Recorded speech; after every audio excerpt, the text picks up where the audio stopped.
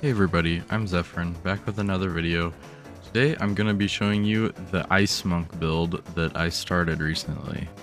It's super fun, insanely strong, amazing for wave clear, amazing for bosses, and I think overall just the best monk build, at least that I've found. Alright, so let's just get into it. So first of all, you're going to need Ice Strike, Tempest Bell, Shattering Palm, Charge Staff, Herald of Ice, Wind Dancer, Grim Feast, Combat Frenzy, Charge Infusion. Grim Feast is going to be super important for this build because we're going Chaos Inoculation, so we're only going to have 1 health, so you're going to need every bit of energy shield that you can get. Alright, for my Ascendancy, first 2 points I've gone for Invasion and Energy Shield and Lead Me Through Grace. So the Lead Me Through Grace allows you to gain 1 spirit for every 6 energy shield, and you're really going to need a lot of spirit. In fact, I have the perfect amount. You're going to need 160 spirit for this. You need at least 600 energy shield on your chest plate. Then for our second skill points, we're going to go for energy shield recharge rate and meditate. So meditate is super important because it allows you to just I'll show you. So it allows you to just double your energy shield, and it's like super quick, so it's great just when you're starting a map. You just do that real quick and you're starting with double your energy shield. Alright, now for our third Ascendancy skill points, I've gone for Chill Effect, which adds magnitude to your chill, and then I Am the Blizzard, which gains 10% of damage as extra cold damage, and when you freeze an enemy it creates the Chilled Ground, but this one isn't super important, but it's just the best one to go for this. And then for my fourth Ascendancy, I haven't gotten it yet, but I'm going to go for Critical Chance just for the increased critical chance, obviously. And then Sunder my enemies, so critical hits ignore elemental resistances, because so much of this build is critical hits. It's going to be really nice. Alright, for the rest of the skill tree, just going to be focusing a lot of energy shield.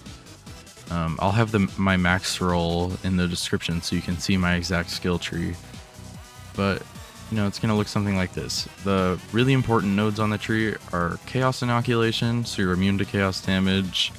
These critical hit nodes right here, Careful Assassin with 50% increased critical hit chance, is super important. This one is integral to the build, Resonance, and this whole Quarterstaff one, except these nodes. These aren't that worth it.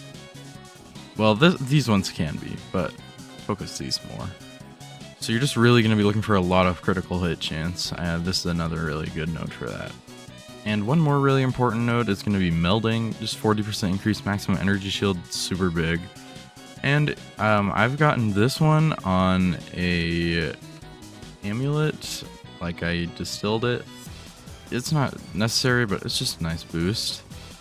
And so now let's get into the support gems. For support gems, for Ice Strike, we're going to be using Cold Infusion, Martial Tempo, and Primal Armament. Once you get a 4th skill slot, you can use Crescendo, which allows for 2 extra final strikes, and the final strike is the one that does this, the big charge up one. So that's going to be really important. Well, I mean, focus these 3 first, and then once you get a 4th slot, then do that. For Meditate, we're going to have Ingenuity, Unbreakable, and Arcane Tempo. These aren't super important. Arcane Tempo is just nice because you get it faster. The rest of them, it doesn't really matter. Tempest Bell, 50% more freeze buildup from Glaciation, Font of Rage, Close Combat, and Heavy Swing. Shattering Palm, Blind, Execute, For Shattering support, we're going to use Blind, Execute, and Ice Bite. Execute is super important. And Blind is just nice. Charge Staff, Perpetual Charge, Persistence. Persistence is very important, so it can last a long time. And then Maim, Herald of Ice, Magnified Effect for that extra area of effect, Cold Mastery just for the extra damage, And then elemental focus, because you don't really need to get elemental ailments with this one. Wind Dancer, just get Culling Strike. For Wind Dancer, just get Culling Strike. If you have extra spirit, you can add, what are they called?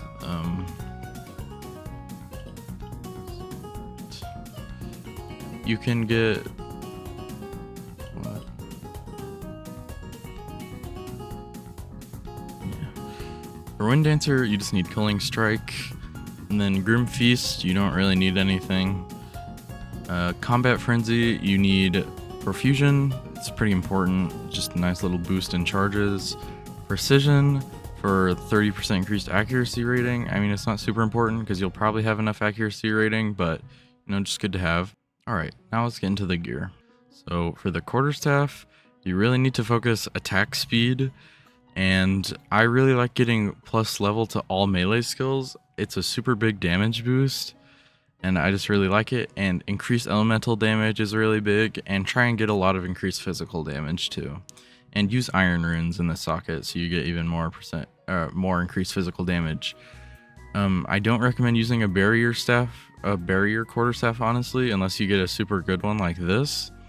But I recommend trying to get a long staff just for the extra range. For our gloves, really focus attack speed again. Just focus mana, energy shield, and whatever resistances you need. And you're just gonna try and use iron runes for everything, just for the extra energy shield. 'Cause you really need it, because I mean, if you go under, you die. So for the main chest piece, you're gonna want just everything energy shield and resistances, of course. I mean, this one's pretty crazy.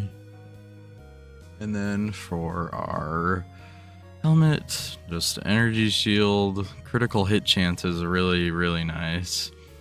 Fire resistance, cold resistance, lightning resistance, whatever you need. You don't need any chaos resist on this build because you're immune to it, so keep that in mind.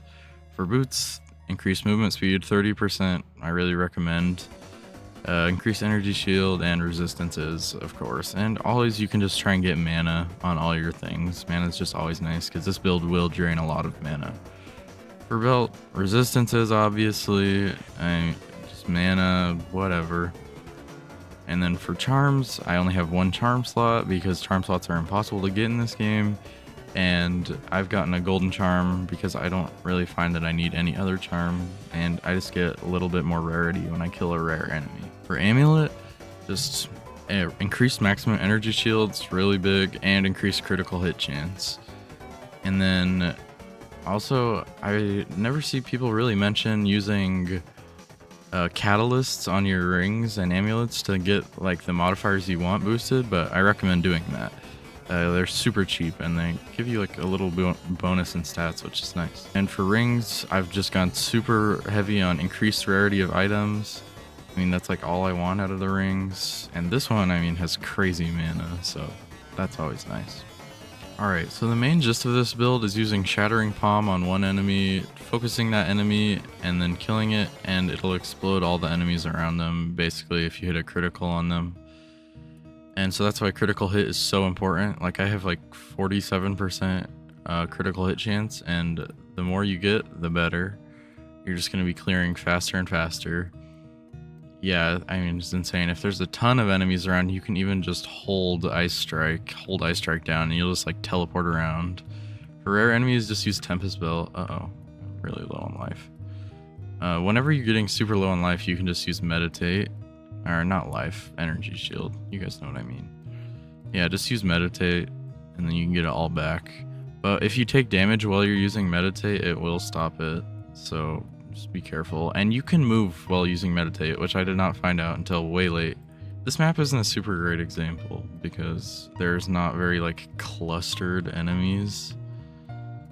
But especially for maps where there are, this is just insane. And you can get around so quickly with Shattering Palm. It's great. Alright guys, so yeah, thank you for watching. I mean, That's about the whole build. I'll leave the max roll in the description for those of you who don't know. The max roll is basically a website that allows you to plan out your skill tree. I'm not sponsored by them or anything. It's just genuinely a great website. So yeah, I'll have that down there, and so you can see my whole skill tree, and I'll have all my gear in there too, so you can just look at it and you know, see what I'm using. And thank you for watching. It means a lot that you watched all the way through, and leave a like and subscribe if you would like, and bye bye.